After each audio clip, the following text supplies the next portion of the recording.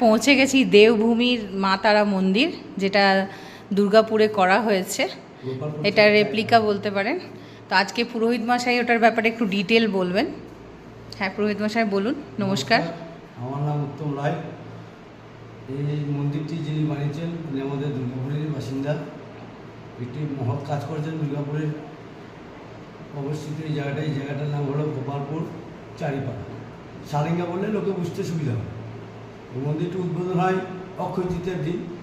এখানে মা তারা আছে, ভোলে বাবা আছেন, বামদেব বাবা আছেন, রাধাকৃষ্ণ আছেন, সারদাময়ী মা, রামকৃষ্ণ, স্বামী বিবেকানন্দ।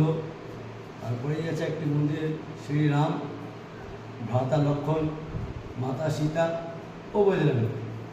এবং খুবই একটা ভালো পরিবেশ, যেখানে মানুষ একটু সময়ও কাটাতে পারবে, হ্যাঁ ভগবানের নাম করতে করতে। তো খুব ভালো লাগলো ঠাকুরমশাই। সবাই আসুন। আরও আপনাদের আশেপাশে এরিয়াকে একটু সচেতন করুন। একটা ভ্রমণমূলক জায়গা হয়ে এটা স্থাপিত হয়েছে। তো সবাইকে সাদর আমন্ত্রণ, আপনারা সবাই সকলে আসুন, জায়গাটিকে আরও প্রচারিত করুন, প্রচার আলো নিয়ে আসুন। নমস্কার।